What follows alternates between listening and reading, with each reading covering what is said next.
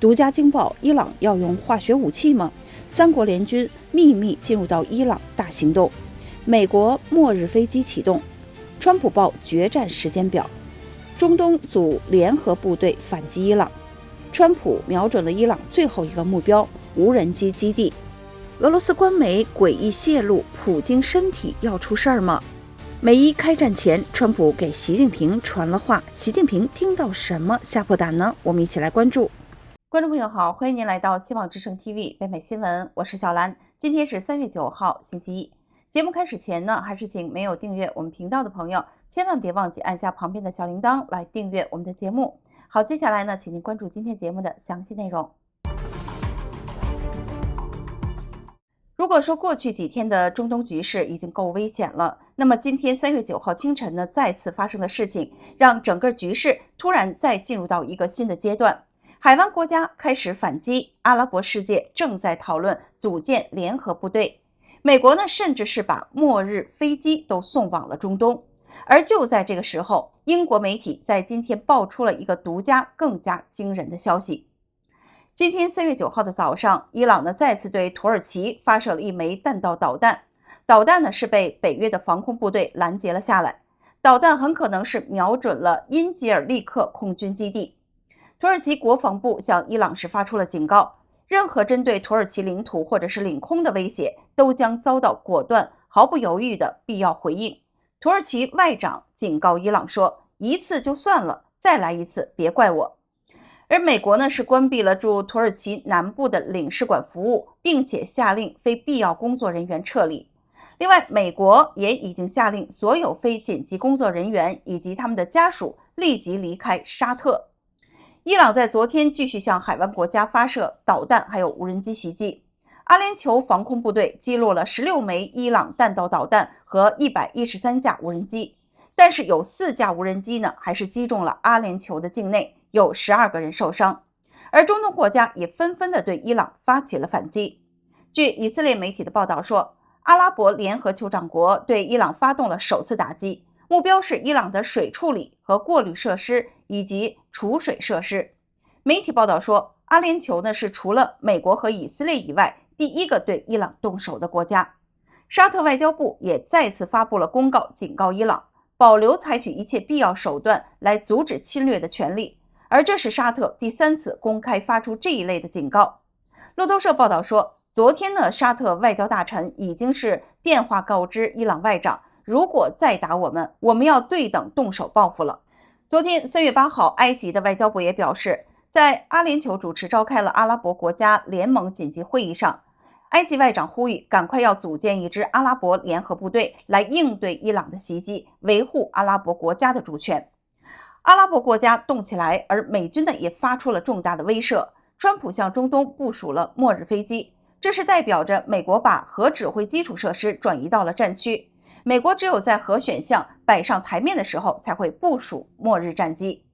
今天3月9号，川普披露说，过去4个月里，伊朗呢有1200枚导弹是瞄准了中东邻国，其中包括美军的军事目标。川普说，伊朗的阴谋就是原本要打算占领中东，控制整个地区，阿联酋、卡塔尔、阿曼和沙特。他说，所有这些国家过去都害怕伊朗，但现在他们不再害怕了。川普在下午的讲话中还透露，我们击沉了51艘船，迄今为止已经打击超过5000个目标。美军掌握着伊朗所有无人机制造设施的位置，正在逐一对这些设施进行打击。川普还透露，将一些最为重要的目标会留在后面，如果有必要动手，一旦打击，他说我们需要花费很多年才能重建，涉及到电力生产等等诸多的方面。如果不是迫不得已，他说我们不打算这么做。川普还提到，伊朗战争几乎是已经彻底结束。他说，我们已经把该射杀的都解决了，最好伊朗别耍什么花招，否则呢，这个国家就完了。昨天呢，以军再次轰炸了伊朗的6处空军基地。今天，国务卿卢比奥也透露说，伊朗的海军正在遭受毁灭性的打击，美国正在对伊朗海军进行大规模的清剿。而就在早上，美军是袭击了伊朗南部的3艘伊朗船只。除此之外，今天呢，至少有3架美国 B-52轰炸机是降落在英国空军费尔福德基地，加入了此前部署的 B1 轰炸机的行列。那么军事人员就分析认为，这意味着下一阶段涉及到更大的战略轰炸行动，重型的轰炸机可能是即将袭击伊朗。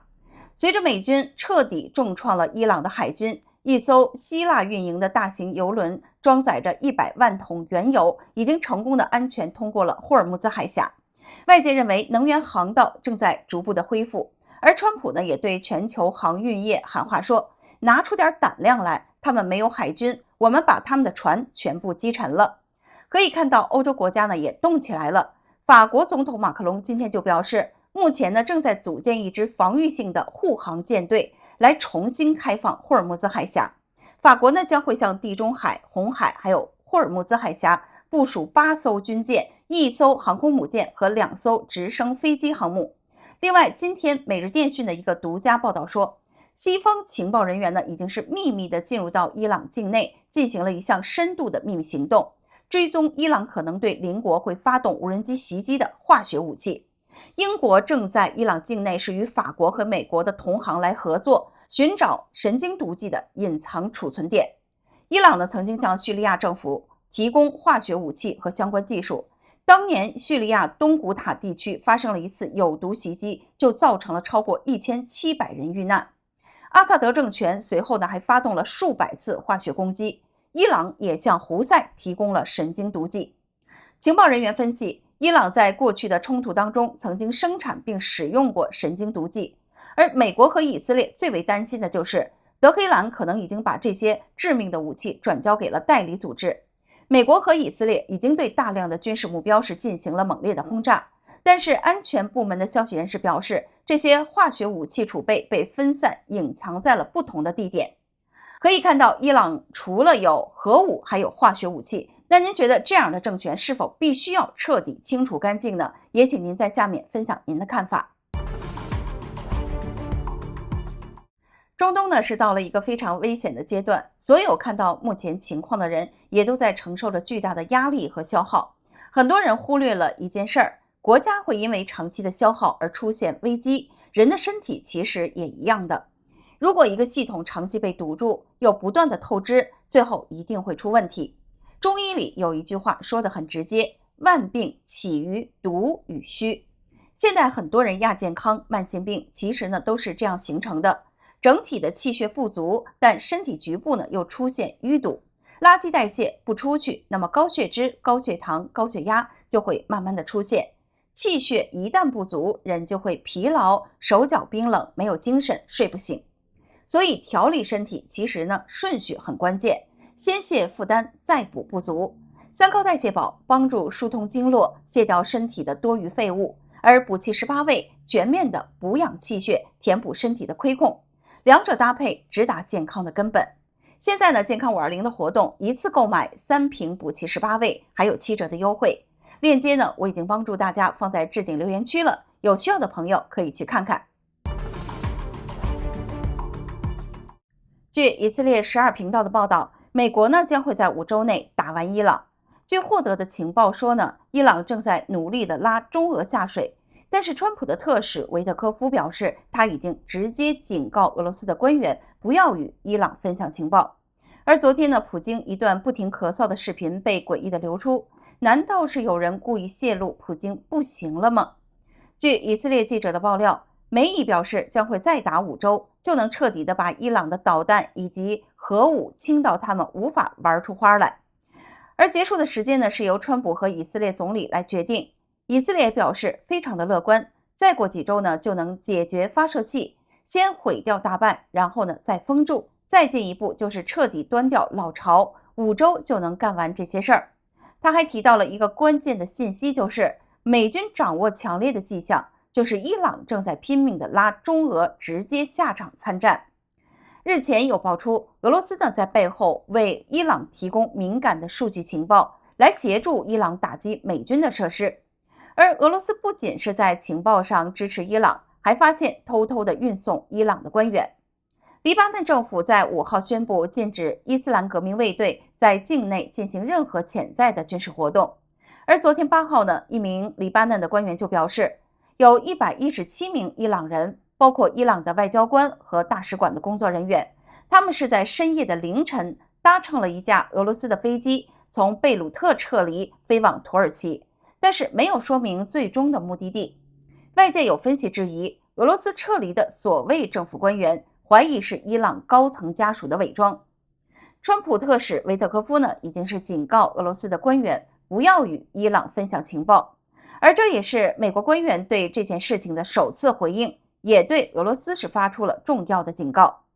昨天3月9号，一段俄罗斯官网发出的普京视频意外流出，这引发了外界的广泛关注。视频当中，普京致辞突然停下来，不断的咳嗽并清嗓子，对着镜头外的工作人员说：“我们重新说一遍吧。”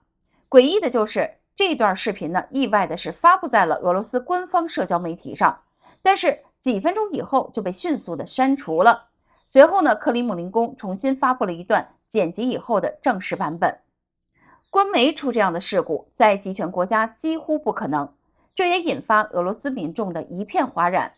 俄罗斯人不认为这是意外，而是克里姆林宫内部正在发生内乱，是俄罗斯官媒刻意想要对外界曝光普京的健康问题。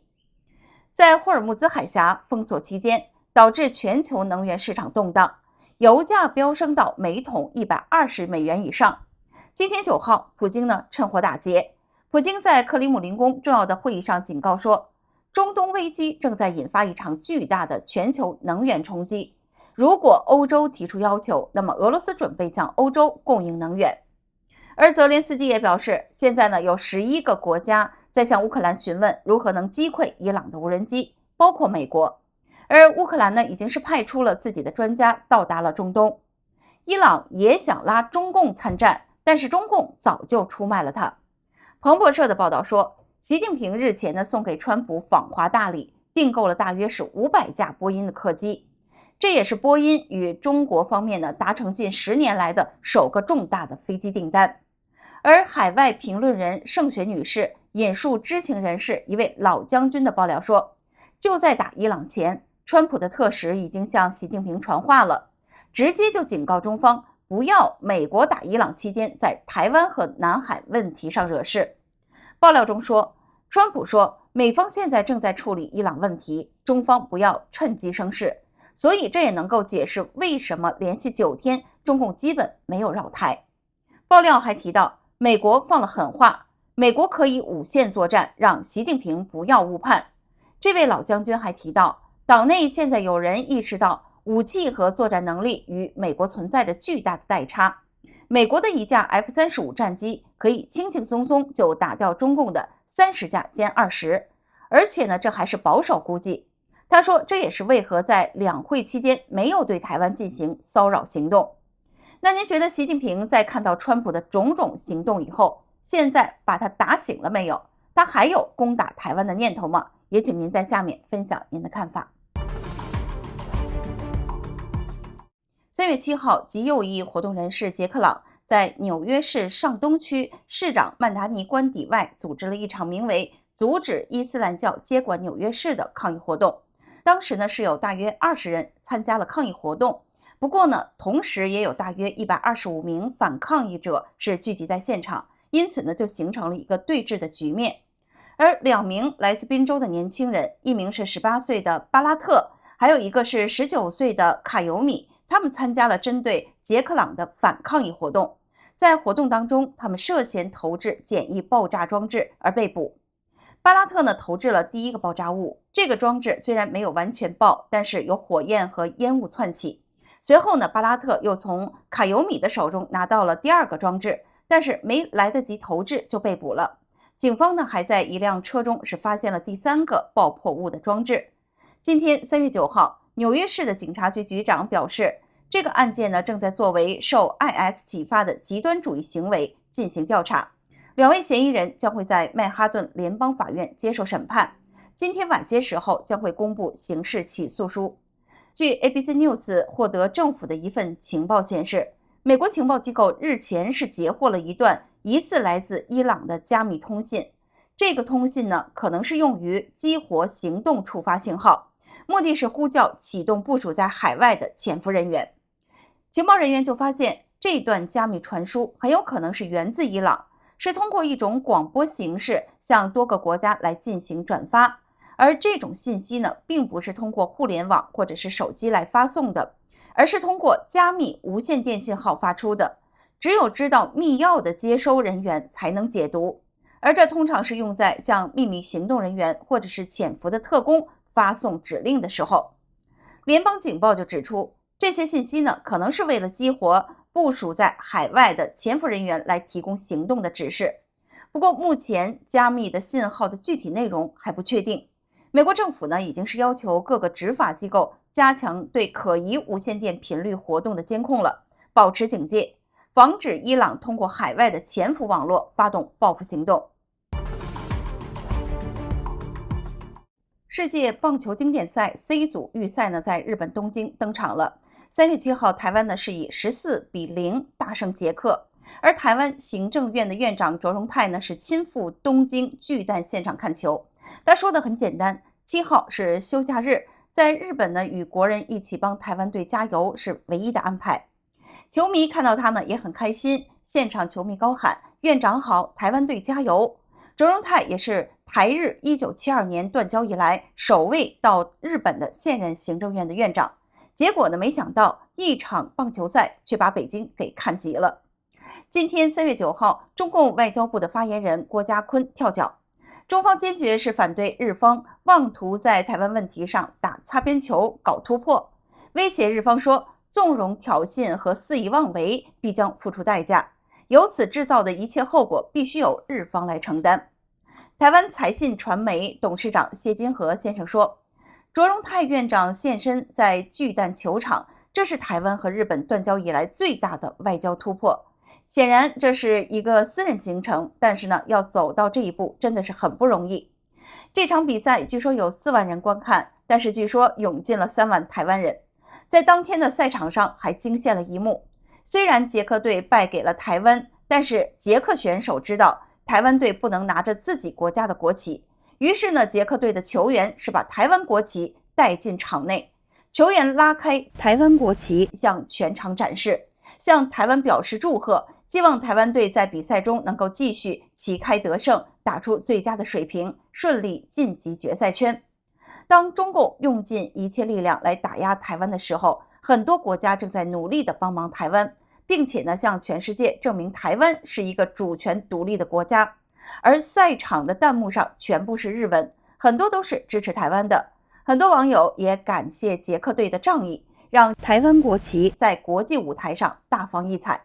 那您支持捷克球员的举动吗？如果您也觉得很棒，就在留言区呢打个赞吧。好，感谢您关注今天的北美新闻，也请朋友们别忘记点赞、订阅、留言和转发我们今天的节目。另外呢，也提醒您别忘记关注我们的下一档节目《全球视野》。我是小兰，我们明天同一时间再见。